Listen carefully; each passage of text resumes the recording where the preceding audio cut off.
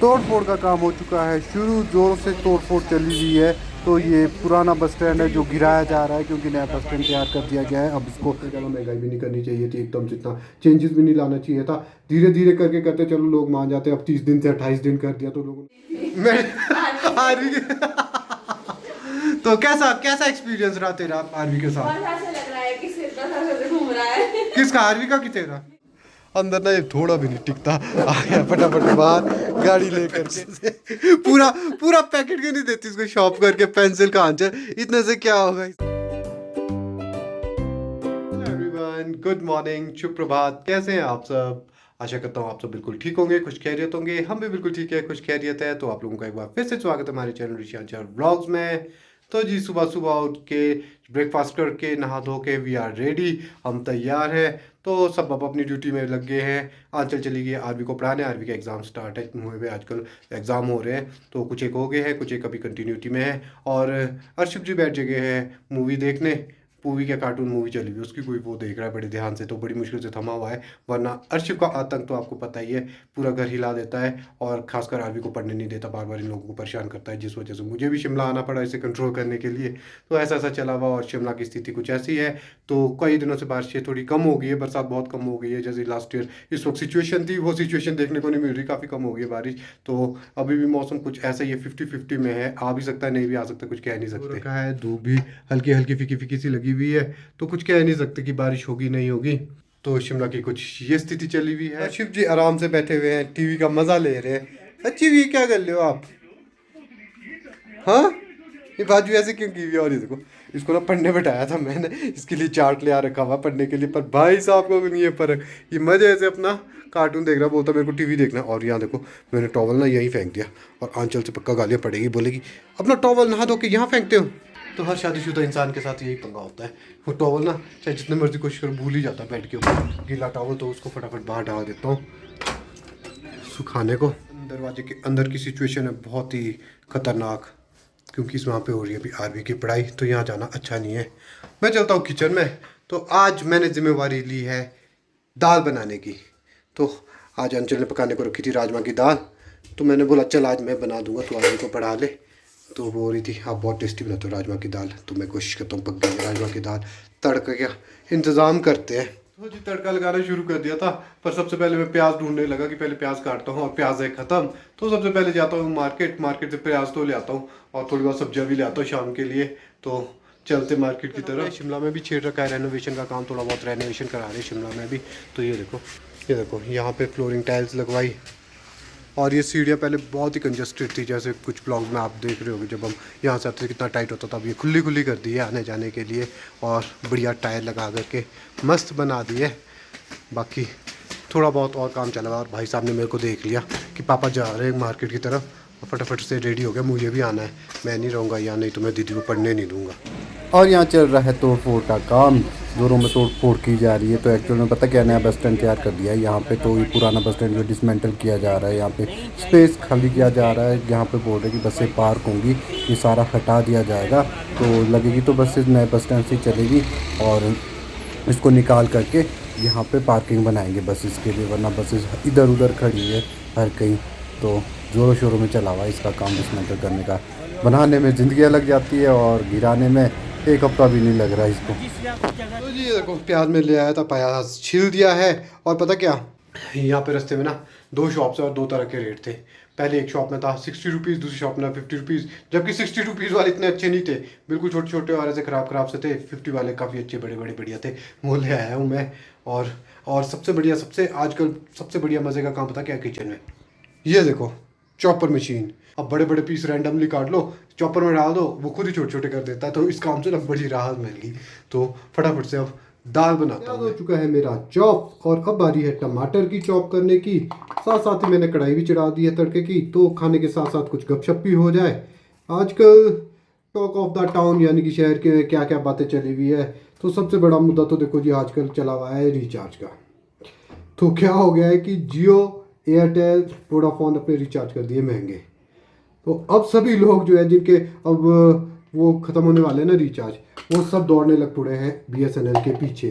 सच्चे है भाई, सीधा ही जो आपका 250 का रिचार्ज था ना, वो सीधा 300 में पहुंचा दिया, इतना महंगा कर दिया। तो फटाफट जो है लोग BSNL की तरफ वापस लगे और BSNL की लगी लॉटरी।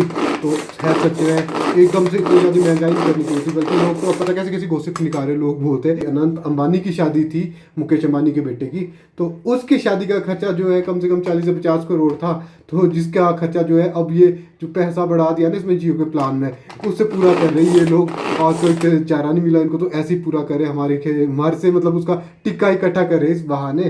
तो इस वजह से जो है काफ़ी लोग जो है इधर को कन्वर्ट हो रहे हैं, पर एकदम इतना ज़्यादा महंगाई भी नहीं करनी चाहिए थी, एकदम से इतना चेंजेस भी नहीं लाना चाहिए था। धीरे धीरे करके करते चलो लोग मान जाते। अब 30 दिन से 28 दिन कर दिया तो लोगों ने कुछ सहन कर लिया, ज़्यादा बोले नहीं। बट अब एकदम से इतने जो है महंगे महंगे रिचार्ज सभी के, एयरटेल के, जियो के, वोडाफोन के, तो मैक्सिमम जो है जियो के कस्टमर्स थे सब जो है इधर उधर भागने शुरू हो गए हैं। सब जो है अब BSNL की तरफ कन्वर्ट होने लग गया। और मुझे तो लगता है ना, मैंने तो अपनी पूरी फैमिली का भी करा रखा है 1 ईयर तक का। जैसे ही दिसंबर में हमारे प्लान खत्म होते हैं, हमारे को भी कहीं BSNL की तरफ कन्वर्ट ना होना पड़ेगा, ये स्थिति रही तो अगर तब तक जो है प्लान में कोई चेंज। तो जी प्याज मैंने चॉप कर दिया था, अब मैं चॉप कर रहा हूँ टमाटर।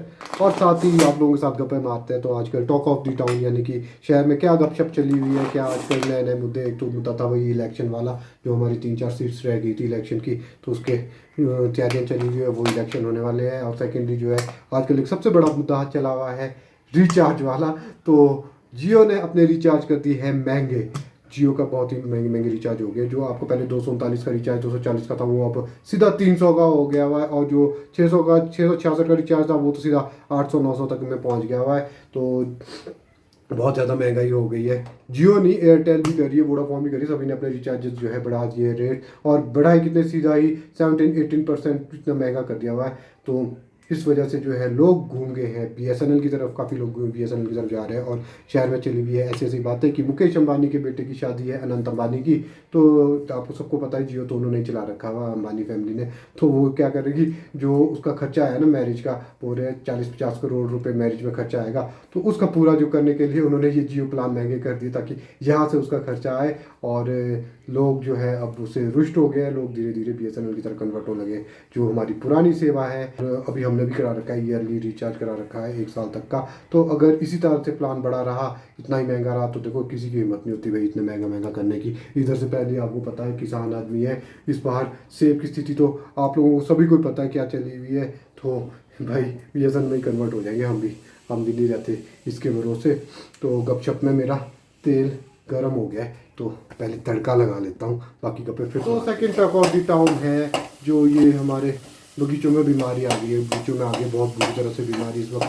पत्तों के बहुत बुरे हाल है, खासकर हमारी हाइट जो कि 7500 फीट से ऊपर जितने भी लोग रह रहे हैं उनके बगीचों में अब धीरे धीरे जो है नीचे लो बैंक्स में भी आने लगी है। अब पत्ता जो है बिल्कुल से ख़राब हो चुका है। तो लगभग 25-30% तक का पत्ता ख़राब हो चुका हुआ है, जिस वजह से जो है ना एप्पल ग्रोथ में जो है दिक्कत आ जाती है। उनके साइज़ इशू हो जाता है, साइज़ नहीं बढ़ पाता और क्वालिटी भी नहीं बन पाती वैसी जैसी बननी चाहिए। और सेकंड बात चली हुई है आजकल यूनिवर्सल पैकिंग की, तो अच्छा स्टेप लिया हुआ गवर्नमेंट ने, चलो अच्छी बात है, कुछ नया करने की सोच रही है गवर्नमेंट। बट सब प्रॉब्लम ये है कि जो हमारे पास लास्ट ईयर का स्टॉक रहा हुआ है उसका क्या करें। लास्ट ईयर कुछ बॉक्सेस बच गए हुए थे, तो ऐसे नहीं है कि चलो थोड़ी बहुत बचे हुए, चलो 10-20 वगैरह कोई बात नहीं हो जाएगा। बट काफ़ी ज़्यादा क्वांटिटी पे अब मेरे पास ही बचे हुए 250-300 बॉक्सेस बचे हुए हैं। तो कई मेरे भाई बंधु हैं जिनके पास 400-500 यहाँ तक कि 800 तक के भी बॉक्सेस किसी के घर में बच रखे हुए हैं लास्ट ईयर के। तो उनको एडजस्ट करना जो है बड़ा मुश्किल हो गया, क्योंकि गवर्नमेंट ने बिल्कुल मना कर दिया कि मार्केट में जो है वो यूज़ नहीं होंगे। बट फिर भी फार्मर्स अभी प्रोटेस्ट कर रहे हैं, वो गवर्नमेंट को मनाने की कोशिश कर रहे हैं पूरी तरह से कि इसके ऊपर कुछ ना कुछ अपने नज़र डाली जाए, अपने कुछ विचार रखे जाए कि इतना घाटा किसान को ना हो। क्योंकि एक बॉक्स जो है कम से कम 65-70 रुपीज़ का पड़ता है। तो अब खुद ही देख लो 250 बॉक्सेस कितने के होंगे, कितना बड़ा नुकसान को देना पड़ेगा। कुछ पहले ही ये मारामारी चल रही है बच्चे में बीमारी की, कुछ सूखा, और आजकल तो मौसम ने भी धोखा देना शुरू कर दिया। कौन बोलेगा आप, आजकल बरसात है, जुलाई आ गई, जुलाई के 10-9-10-11 डेट हो चुकी है, पर बरसात का कोई नामो निशान नहीं है। 2 दिन तक कोई नुकसान नहीं था, कोई चीज़ बरसात बिल्कुल ड्राई हो चुका है। तो राम जाने क्या क्या होने वाला है। तो ऐसा चला हुआ है। और मेरा प्याज जो है पक्के तैयार हो गया है, तो बाकी मसाले डालता हूँ। अब इसमें मसालों की तैयारी करते हैं डालने की। आखिरकार ये दरवाज़ा खुल ही गया और दरवाजे के पीछे छुपे सभी लोग बाहर आ चुके हैं और सारे इधर शिफ्ट हो गए। ये देखो, ये देखो, ये देखो। अरे आंचल जी, कहाँ थे आप? सुबह से दिख ही नहीं रहे थे, कहाँ छुपी हुई थी तू? तेरा कोई आता नहीं, पता नहीं क्या, सीधी वहां से निकली और सीधी बाथरूम में, क्या बात हो गई? मैं मेडिटेशन ले रही थी। मैं आरवी तो कैसा कैसा एक्सपीरियंस रहा तेरा आरवी के साथ? बहुत ऐसा लग रहा है कि सिर पर धड़ से घूम रहा है। किसका, आरवी का कि तेरा? अच्छा तब ठीक है। मेरा तो ऐसे लग रहा है कि घूम कैसे? मेरा तो ऐसे लग रहा है कि घूमर घूमर चला तो तो आंचल जी क्या बोलते हैं, कैसी है मेरे हाथ की बनी हुई दाल? अच्छी है। बस अच्छी है, चलो कोई बात नहीं, अगली बार भी बनवानी होगी तब पूछूंगा। रोज रोज बनाना। अच्छा अच्छा परफेक्शन आ जाएगी। ना इतनी जरूरत नहीं है। ना नीचे तो आप भी सोच ले तू फिर। और ये बच्चा पार्टी खा के फ्री हो चुके हैं, सबसे पहले हमने इनको निपटा दिया ताकि फिर माँ को आराम से खाने दे, वरना खाने नहीं देते। क्या है? चुप क्या? हाँ भी क्या देख रही है? तो ये शाम का टाइम हो गया है, हल्की हल्की धूप लग गई है और बच्चा पार्टी अभी सोई हुई है, रेस्ट कर रही है। और आंचल जी सुखा रहे हैं कपड़े, लगी हुई इकट्ठे करने कपड़े। और कैसे कपड़े ये देखो।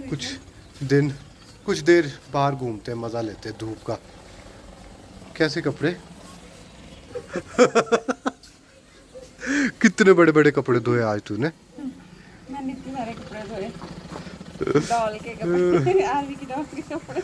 आरवी की डॉल के कपड़े धोए आज। क्या बोरिंग बोरिंग सा। इस वक्त नहीं तो बारिश होती थी, इस वक्त तांडव हो रहा होता था शिमला में।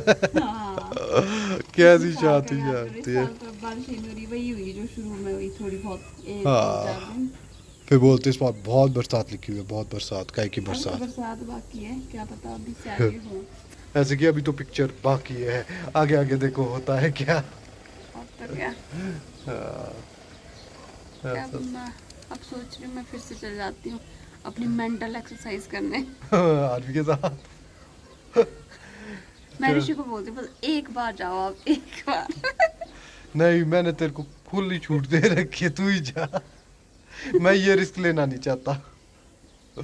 ठीक से बना, ठीक से। इसकी बात बेचारी को दर्द हो रही है, प्यार से बना तू। मैंने इतने प्यार से रखी हुई थी ना ये डॉल्स, आरवी ने क्या किया, ये पूरी पानी में डाल दी और इनके बाल ना उससे खराब हो गए।